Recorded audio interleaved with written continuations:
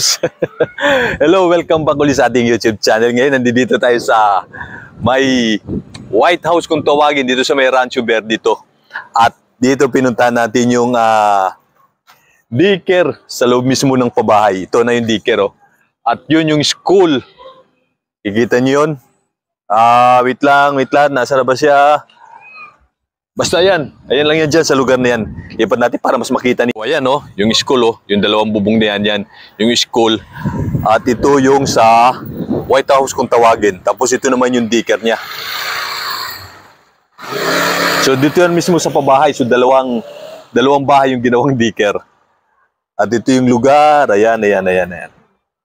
At dito, meron na ring ito na yung simbahan dito mismo sa loob ng pabahay. So yan ho yung daycare. So hindi na rin lalayo, no, yung mga daycare students pwede na dito sa lugar na to. At siyempre, ayun na yung kulay pula na yan. Ayan na yung St. Mary Magdalene. So ito yung lugar lang ng daycare pagkagaling kayo doon.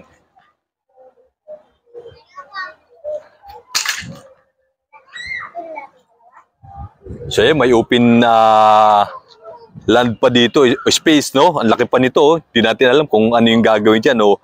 Baka may nakalaan pa na gagawin dyan dito sa lupa na to. So malalaman natin pagdating ng araw. At syempre, nakakatuwa, ayun, oh. May daycare center na, tapos ayun, may high school na. Baka pagdating ng araw, magkaroon na rin ng grade school dito sa loob, oh. Diba? So ayun doon, yung paglabas natin dyan, makikita na natin dyan yung talipapa yung naglalatag pagdadating ng hapon. So yan na yung St. Mary Magdalene, ayan lang yung red, oh. Kaya madali lang na malalaman natin yung simbahan. Tsaka syempre yung daycare din, ayan lang. Ayan, pupuntahan natin ngayon yung simbahan na itinayo mismo dito sa loob. Ayan yung lugar. Rancho Verde to. Rancho Verde to. Itong lugar na to. So ito na siya, oh. Yung simbahan. So aayusin pa, ang ganda, oh. So kung sino man yung mga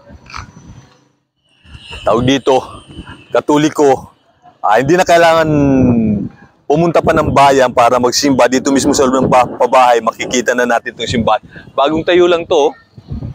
O yan, ang ganda rin, oh. Diba? At ang laki rin.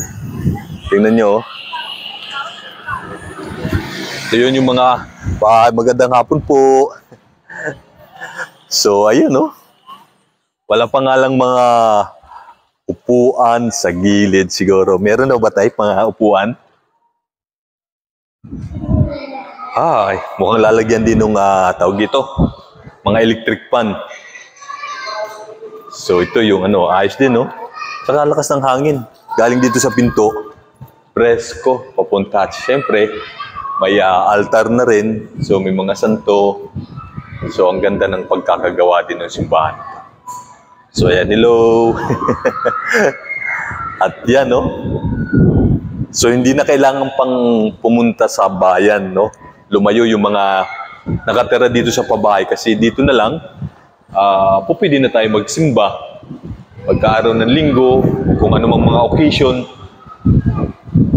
pwede na rin dito. Nagkakaroon naman ng misa na dito sa lugar na to. Every Sunday ata may misa na rito sa lugar na to.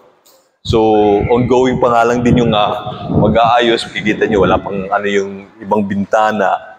Open pa siya. At yun, bukas na bukas pa yung lugar. So, baka pagdating ng araw, mas ma-improve pa yung simbahan na to.